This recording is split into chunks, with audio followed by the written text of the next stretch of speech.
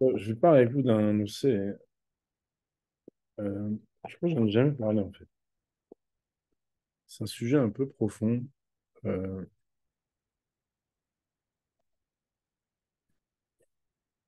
Mon rêve, il avait l'habitude de citer que dans Adon Olam, on dit Adon Olam, Asher Malach, B'Terem Kol Yetzirah. Adon Olam, il est le maître du monde, Asher Malach, qui était déjà Melech, B'Terem Kol, avant que tout Yetzir Nivra n'ait été créé, toute créature n'ait été créée. D'ailleurs, on dit, puisqu'on a l'habitude de dire Hashem Melech, Hashem Malach, Hashem Noch Olam Vaed. Donc, Hashem Melech, Malach c'est au passé, Imloch c'est au futur. L'Olam va être pour toujours et à jamais. Euh, les midot d'Hachem, elles sont présentes avant même que l'homme il ait été créé. Quand vous avez déjà entendu parler des sphirotes, dans le livre de Raveli Munk vers l'harmonie, où il traduit les sphirotes, il a une manière extrêmement précise et en même temps poétique d'utiliser les subtilités de langage français pour pouvoir traduire. Il traduit son livre qui s'appelle Vers l'harmonie, c'est un très très beau livre. C'est un très grand homme. Il explique ben, il montre, hein, bon, c'est que c'est pas Doshi, moi je vous dis ça pour les Français, quoi. En fait, on a les sphères, les 10 sphérotes, puis comme vous connaissez, donc ça commence par Keter, Chokhmah, Binah, Chesed, Gvura, Tiferet, Netzach, Hod, Yesod, Malchut. Et la Malchut, en fait, elle est présente. C'est une des conduites, une des révélations de la conduite d'Hachem dans le monde. Vous savez qu'on ne peut jamais parler de Hatzmoto et de Bahar, de l'essence d'Hachem, mais on peut parler que de ce que nous percevons en tant que Mekablim. Et pourtant, on nous dit que Hachem Malar Yot Lavesh, comme je l'ai cité hier dans le Chio, le Mizmor du sixième jour, Hachem Malar Yot Lavesh, la Gemara dit au Shonah, dans le Shonah, que c'est parce que c'est à partir de ce jour-là qu'il y a le Malchut d'Hachem. Hachem Malar, quand est-ce que Hachem il a été Melech? C'était le sixième jour où l'homme il a été créé. Autrement dit, la révélation de la Malchut, En Melech Beloam, est le premier qui représentait, entre guillemets, le panim du Mamlir, le visage de celui qui reconnaît et accepte sur lui la royauté, c'est l'homme. Et c'est pour ça, en fait, qu'on dit Hachem Malach Yot Lavesh. Et d'ailleurs, bon, la Chod Massé, vous savez que le sujet de la Malchut dans les brachot, c'est une souga des Inyan de Yoma, puisqu'on va dire un Melech Kadosh, un Melech HaMishpat, etc. Bon, qu'est-ce qu'on fait qu'on ne l'a pas dit, etc. Et donc, toute une souga très intéressante. Mais il y a un autre, Shchonaour, qui est de toute l'année, je sais pas, j'étais là, je ne me trompe pas, on dit que Hachem Elokeinu melech haolam. On est obligé de dire melech haolam. Pourquoi? Parce que en melech beloam. Il y a un concept, en fait, dans la Malchut qui ne concerne pas uniquement le melech, mais la relation entre le melech et ceux qui sont mamlichoto. Et de la même manière que le matin, on a une Kabbalat au Malchut Shemaim, de la même manière, dans le matin de l'année, dans le Rosh Hashanah, dans la tête de l'année, il y a le sujet de la Kabbalah à Malchut. Donc la Hamlacha d'Hachem. Tout le monde connaît ça, c'est des choses évidentes. Je voudrais amener une question qui est connue sur la Gemara. La Gemara elle dit Imru lefanai malchuyot, kedesh tamnichuni alechem. Récitez devant moi les malchuyot, les versets, les 10 versets de Malchut, afin que vous preniez sur vous ma royauté. Rav Dessler, il fait souligner plusieurs choses dans cette Gemara qui paraît vraiment connue et évidente. Premièrement, il dit, mais a priori, euh, tu as déjà tout dit quand tu dis Imo les Fanaïm Malchuyot.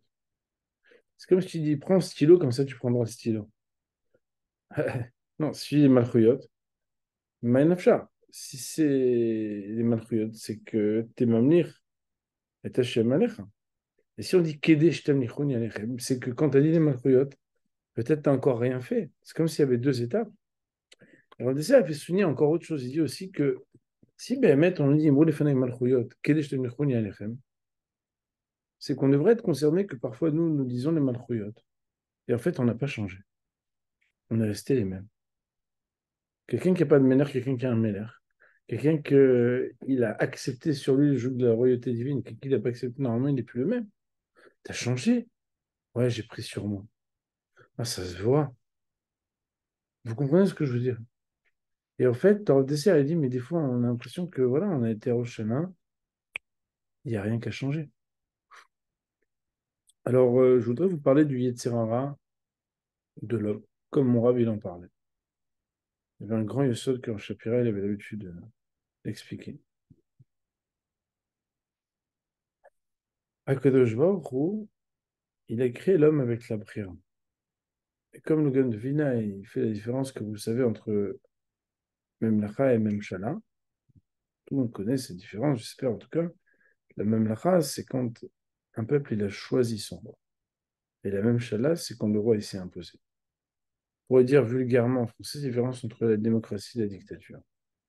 Quand quelqu'un il va élire avec des élections, et quand quelqu'un, c'est lui qui va s'élire à lui-même. D'ailleurs, il va même élire les électeurs et il va relire les élections parce qu'en fait, c'est lui qui décide et tu n'existes pas. Que je vois, quand il a créé l'homme, il a créé une créature avec une possibilité de reconnaître qu'il est Ménère et une possibilité de ne pas reconnaître qu'il est Ménère.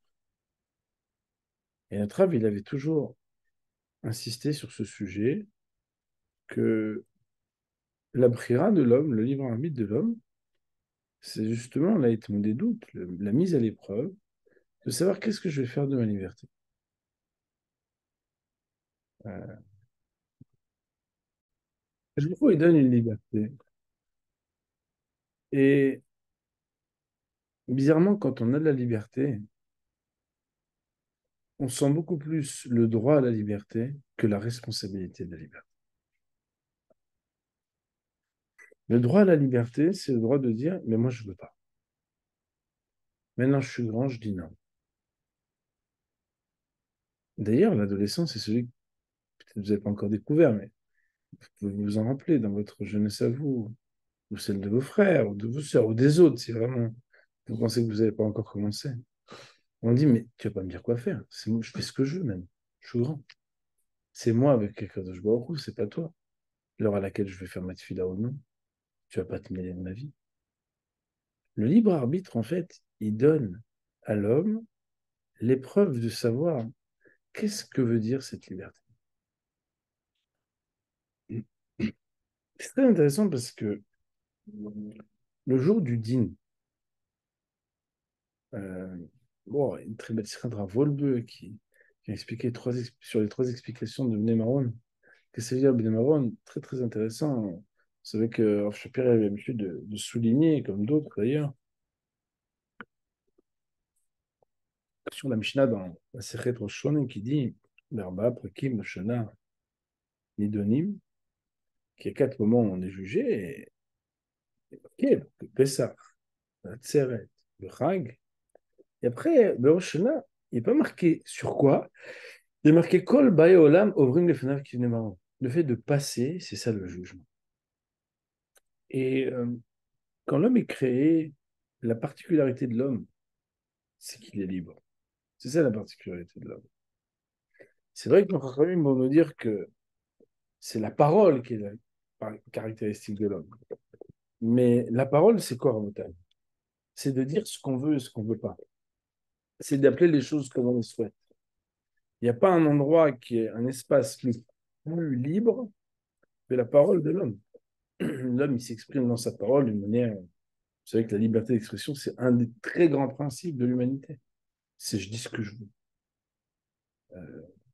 Et quelque part, le jour de Rosh Hashanah, où c'est l'anniversaire de la création de l'homme, c'est l'anniversaire de la création de celui qui a le libre arbitre et de celui qui choisit ou non d'être Mamlich à Kodesh.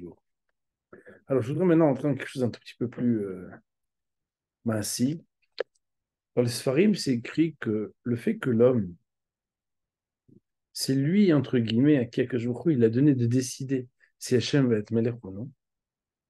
Il y a une voix en l'homme qui dit Anna Emlor.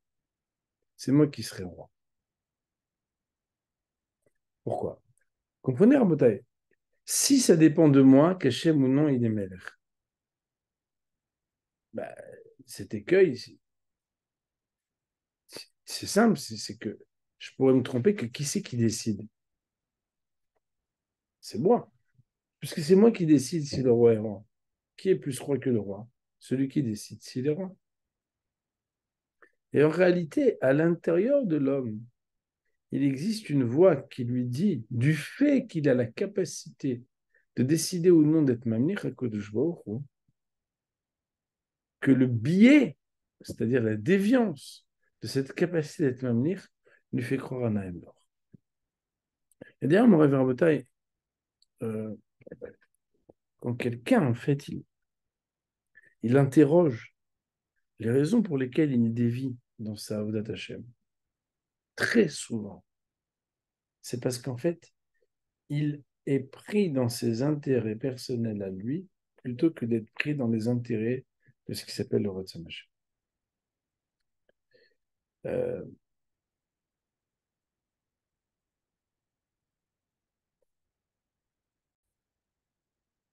nous, on a dans la célébration de Rosh Hashanah une stira.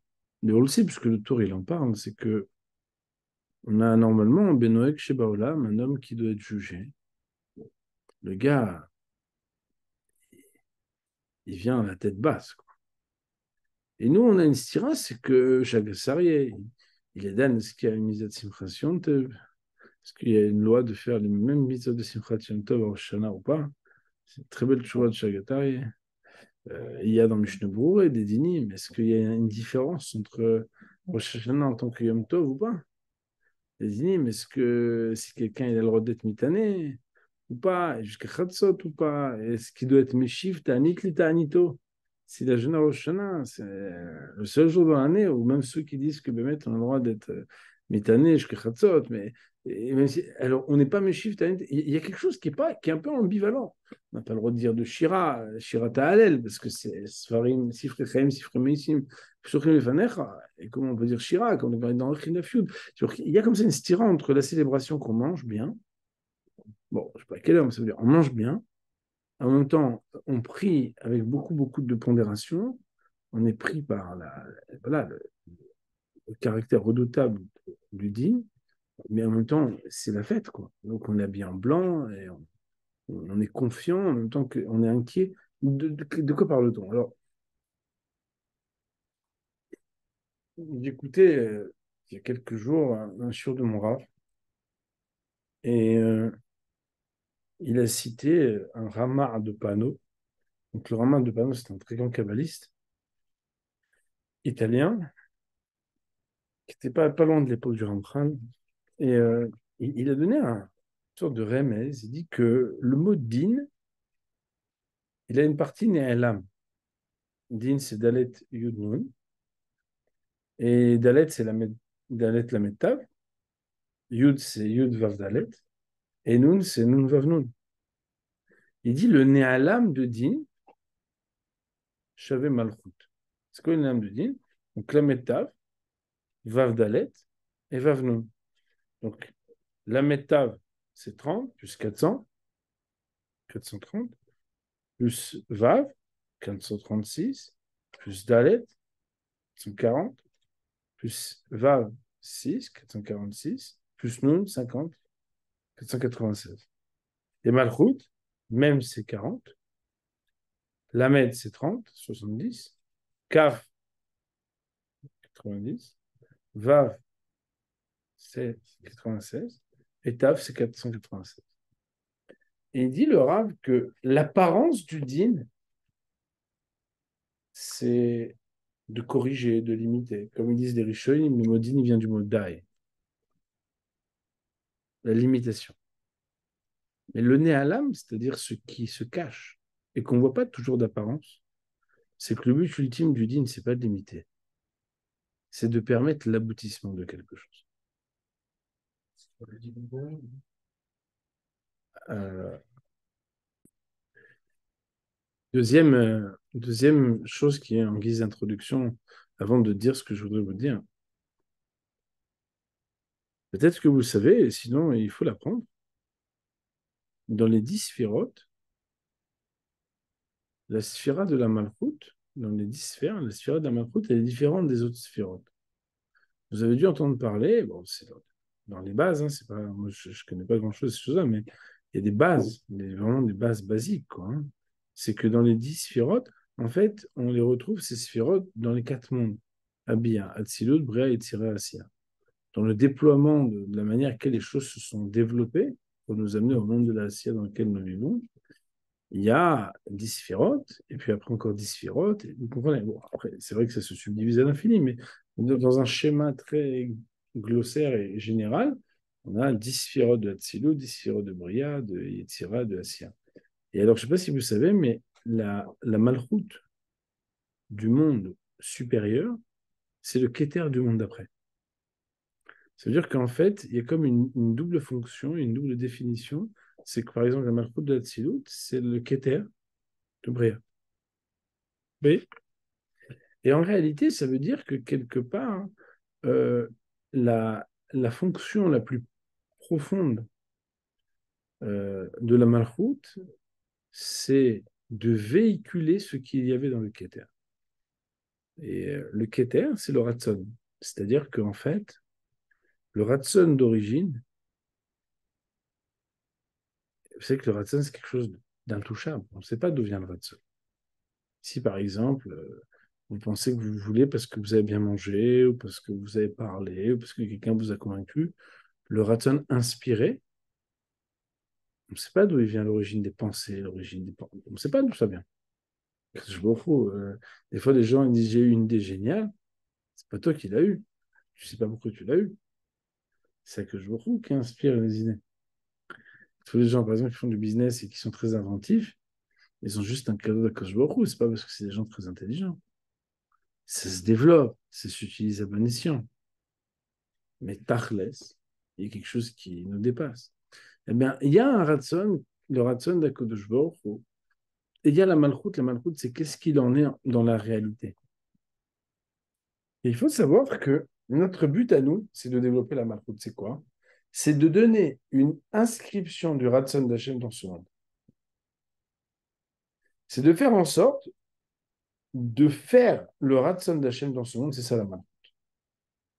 Appliquer le ratson d'Hachem. Ça veut dire que, alors bien sûr, bon, c'est marqué dans Chazal, que d'abord on est Mekabel Olam Chutz, après on est Mekabel Olam Mitzvot. C'est marqué. C'est pour ça qu'il y a l'ordre des parachutes du schéma, comme le met à Mishnah et dans Brachot.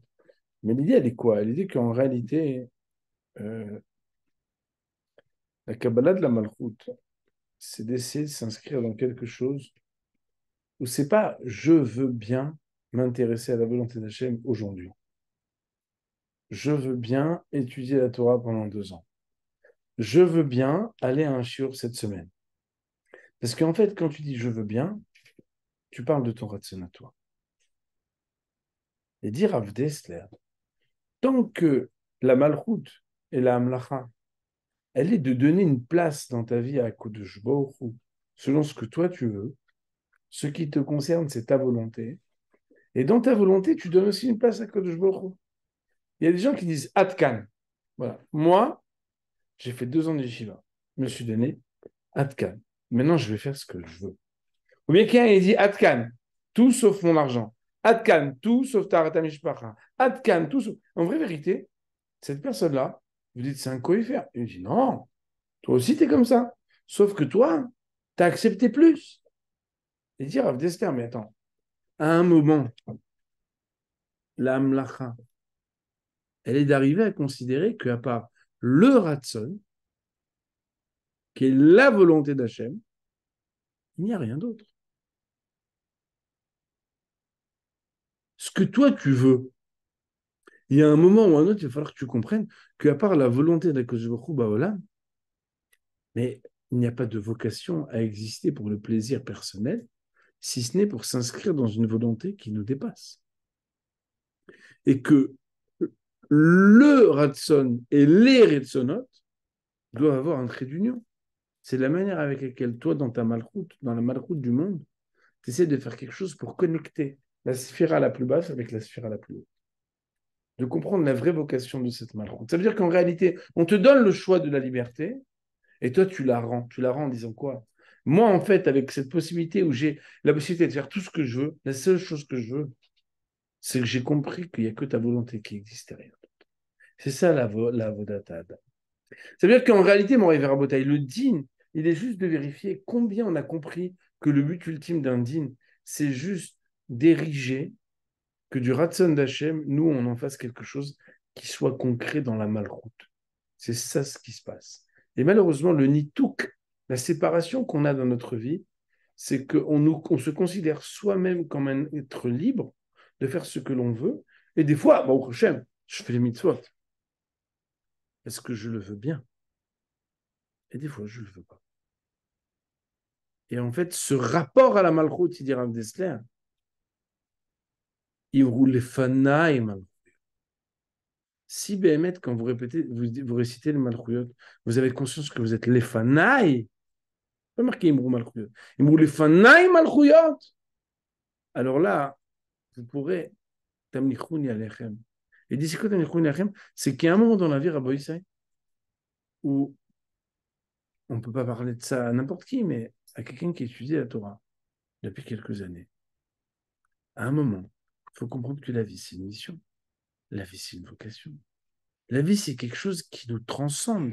La vie, c'est quelque chose où le Ratzon Hachem a voulu me créer pour une mission donnée qui s'inscrit dans la volonté d'Hachem, et que tout ce que je vais recevoir comme Kélim pour ce or extraordinaire qui est diffusé par Hachem, c'est formidable. Et si en même temps, le Shabbat, j'ai un peu de plaisir, avec ma femme, j'ai un peu de plaisir, avec mes enfants, j'ai un peu de plaisir, avec mes amis, j'ai un peu de plaisir, la main l'autre, tant que ça s'inscrit dans le projet divin. Mais on n'est pas là pour chercher à faire sa volonté en associant Hachem à ce qu'on fait. Non, on est là pour faire la volonté d'Hachem parce qu'il n'y a rien d'autre que la volonté d'Hachem. Voilà. Et c'est ça, en fait, la malchoute. C'est de considérer que, à part le ratson d'Hachem qui se déploie sur toute la coma de l'existence d'un homme, il n'y a rien d'autre dans ce monde. L'enjeu de la malchoute, c'est parce que c'est de toi que tout va dépendre et qu'Akadosh Baruch Hu, il t'a donné effectivement la possibilité factuelle de choisir ce que tu vas faire, qu'en fait, nous nous trompons à déconnecter nos volontés de sa volonté. Notre potentiel de Hamlacha à la vraie Malchut. La Malchut, c'est l'aboutissement du Keter, c'est l'aboutissement de son Ratson à lui. Seulement, il nous a associés à ce projet. Et la Malchut, c'est toi qui vas t'en occuper. Mais tu t'en occupes. Mais tu n'es pas le Keter, toi. Toi, tu es la Malchut, tu es la fin. Le Ratson, ce n'est pas le tien qui importe. Le seul Ratson que tu as, c'est Batel Retsoncha mitne Retsono. C'est qu'à un moment ou à un autre. Batel, ça veut dire quoi Batel? Vous savez comment c'est Batel? C'est Batel, Beshishi, Batel, Berov, Batel, Ken, Trebechat. C'est qu'en réalité, tu fais partie intégrante d'un autre Ratson qui est le Ratson d'Hachem. Il t'a donné la possibilité avec ton petit Ratson que quand tu dis Ani Rotse, si tu as été Mamlich à Kodesh Baruch Hu, le Ani, il est un des chemins d'Hachem. Et Mani Kan, à Kolkan. Ani, c'est un des chemins d'Hachem. En réalité, la difficulté que nous avons, c'est qu'on a l'impression que si mon Ani, c'est uniquement pour être Mamlich Hachem, mon Ani, il est Aïn. Mon Aïn, c'est du néant. L'homme ne vaut rien. Mais mon rêve raboté, regardez ce que l'humanité, elle a fait quand elle a trop cru en l'homme. Elle a mis l'homme sur un piédestal. C'est ce qui s'est passé ce dernier siècle. Le monde a mis l'homme sur un piédestal. Ils ont voulu être Ménatek, l'homme, de la volonté divine. Ils ont voulu détruire tout ce qui avait de rapport avec la volonté d'Hachem. Et l'homme, il est arrivé à la déception de l'homme. C'est qu'aujourd'hui, en fait, l'homme, il croit même plus en lui-même.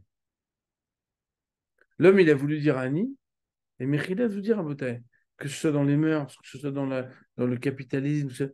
Aujourd'hui, l'homme, il a détruit la confiance qu'on peut avoir en l'homme. Les gens n'ont plus confiance en l'homme. Vous voyez? Non, je ne fais pas un cours d'anthropologie, regardez ce qui s'est passé. Mais en réalité, la seule chose qu'il faut faire quand on a un Annie, c'est de comprendre que la seule valeur qu'on a d'être capable d'être mamnir, c'est d'être mamnir à Kadosh Baruch Hu vraiment. Être mamnir à Kadosh Baruch Hu vraiment, c'est arriver à se voir soi-même dans le prisme d'une volonté qui nous dépasse. On fait partie d'une aventure. On fait partie d'un Ratson. On est des petits Ratsonot, chacun avec son style, chacun avec ses capacités, chacun avec sa petite touche personnelle. Et là-bas, oui, on a le droit d'exprimer son Ratson, bien sûr. Bien sûr, on est des styles différents. Mais on est tous dans une même aventure. Et cette aventure, elle est de prendre sur soi que la seule chose qui nous anime, c'est d'essayer de donner au Ratson d'Hachem, au Keter, une inscription dans nos vies. Et qu'il n'y a que ça qui nous concerne. C'est ça la malroute.